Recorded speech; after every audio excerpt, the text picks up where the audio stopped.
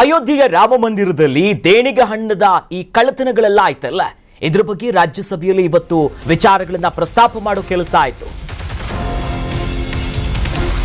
ಅಯೋಧ್ಯೆಯ ರಾಮ ಮಂದಿರ ದೇಣಿಗೆ ಹಣದ ಕಳ್ಳತನದ ಪ್ರಕರಣಕ್ಕೆ ಸಂಬಂಧಪಟ್ಟಂತೆ ರಾಜ್ಯಸಭೆಯಲ್ಲಿ ವಿಚಾರವನ್ನ ಪ್ರಸ್ತಾಪಿಸಿದ್ದಾರೆ ಮಲ್ಲಿಕಾರ್ಜುನ್ ಖರ್ಗೆ ಅವರು.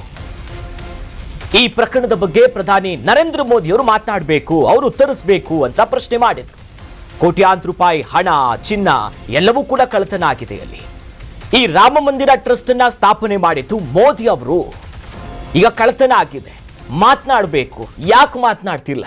ರಾಮ ಮಂದಿರದ ವಿಚಾರವೇ ಬಿಜೆಪಿಯ ಪ್ರಣಾಳಿಕೆಯಲ್ಲಿತ್ತು. ಮೋದಿಯವರೇ ಸ್ವತಃ ದೇವಸ್ಥಾನದ ಲೋಕಾರ್ಪಣೆ ಕಾರ್ಯಕ್ರಮದಲ್ಲಿ ಭಾಗಿಯಾಗಿದ್ರು, ದೊಡ್ಡ ಮಟ್ಟದ ಕ್ರೆಡಿಟ್ ಅನ್ನ ಪಡ್ಕೊಂಡಿದ್ರು. ಆದ್ರೆ ಇವತ್ತು ಹಣ ಕಳ್ಳತನ ಆಗಿದೆ, ಜನ ಕೊಟ್ಟಿರುವಂತಹ ಹಣವನ್ನ ನುಂಗಿ ನೀರು ಕುಡಿದಿದ್ದಾರೆ ಟ್ರಸ್ಟಿಗಳು. ಈಗ ಯಾಕೆ ಮಾತನಾಡ್ತಿಲ್ಲ ಅಂತ ಇವತ್ತಿನ ಕಲಾಪದಲ್ಲಿ ವಿಚಾರ ಪ್ರಸ್ತಾಪ ಆಯಿತು. ಚರ್ಚಿತವಾಗಿರುವಂತಹ ಒಂದು ಪ್ರಮುಖ ವಿಚಾರ ಇವತ್ತು ಮೋದಿ ಅವರು ಯಾಕೆ ಉತ್ತರಿಸ್ತಾ ಇಲ್ಲ?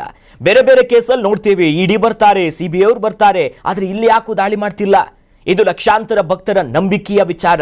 ರಾಮನ ಹೆಸರಲ್ಲಿ ಲೂಟಿ ಮಾಡಿದವರು ಇದು ಕ್ಷಮೆ ಯಾಚಿಸಲೇಬೇಕು ಅಂತ ಕೇಂದ್ರದ ವಿರುದ್ಧ ವಿಪಕ್ಷ ನಾಯಕ ಖರ್ಗೆ ವಾಗ್ದಾಳಿ ನಡೆಸಿದ್ರು.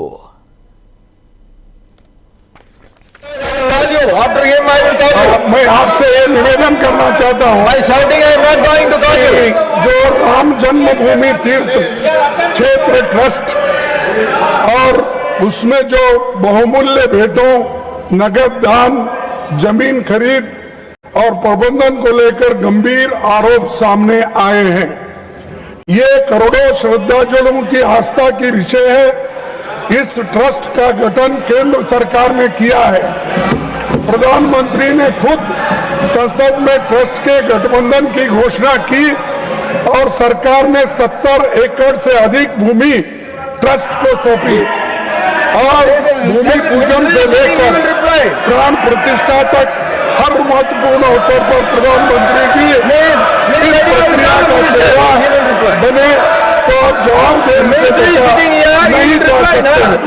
प्रधानमंत्री जी सदन में बताइए, ईडी, सीबीआई और अन्य कर्नाटक न्यूज़ बीट फॉलो ಮಾಡಿ, सब्सक्राइब ಮಾಡಿ.